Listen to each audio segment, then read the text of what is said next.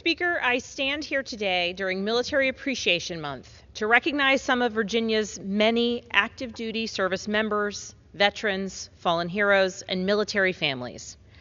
Earlier this month, I reached out to families across Virginia's 7th District to gather their stories of service, detailing the courage and the unwavering commitment of Virginians who have answered the call to serve our country. As the daughter-in-law, and granddaughter of veterans, I am humbled to read some of the stories I received.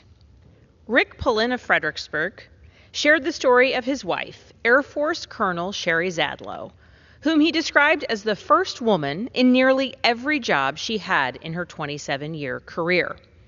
Colonel Zadlow built an airfield, saw missiles come right at her while she was a passenger in a military cargo plane, and was almost killed by a roadside bomb.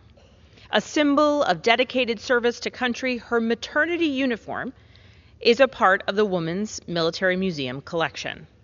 Marie Atkins from Prince William shared the story of her late husband, Michael Atkins, who joined the U.S. Army when he was 17 years old. He served 2 tours in Vietnam, joined the Army Reserves, and served in the Gulf War. Upon returning home, Mr. Atkins married Mrs. Atkins. They had 2 daughters, and he enjoyed spending time with his 3 grandchildren. Committed to honoring his brothers in arms, he was a member of 2 motorcycle clubs, Rolling Thunder and Patriot Guard, which escorted fallen service members to burials in military cemeteries. Mr. Atkins is now buried with military honors at Quantico National Cemetery. Annette Weiner from Orange shared the story of her late father, U.S. Army Air Corps fighter pilot Walter Koziel.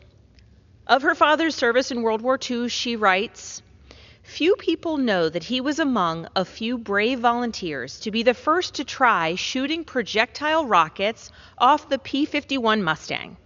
They were told that it was uncertain when the rockets would detonate and that they could light up while still on the wing. Dad said to himself, 'Well, somebody's got to do it.' He had guts and he loved his country," she wrote.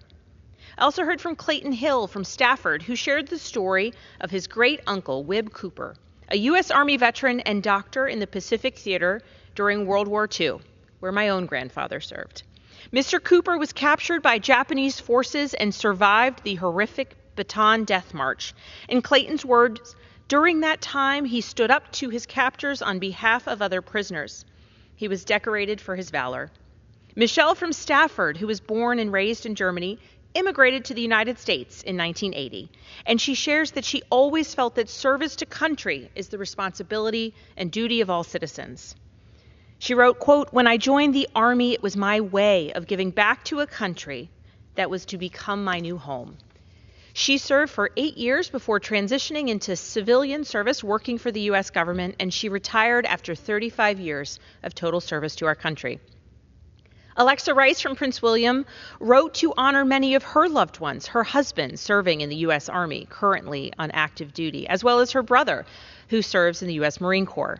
Her husband has been deployed for the past 8 months, and Alexa's father served for more than 20 years in the Marine Corps. Her oldest brother serves in the Marines. Her grandfather served with both the Marine Corps and the U.S. Navy.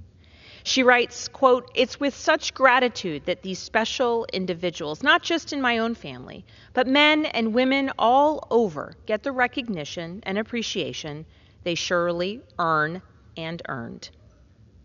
Virginians who are serving, have served, or love someone who is serving or has served know the true meaning of sacrifice. We as Americans owe a debt of gratitude to every service member, past and present, who put on the uniform and defended our nation.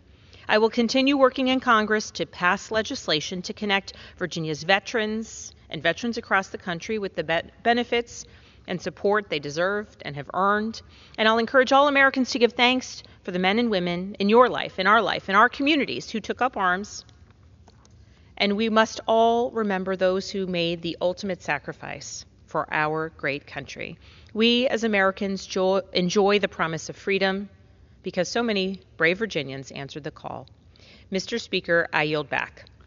The chair recognizes the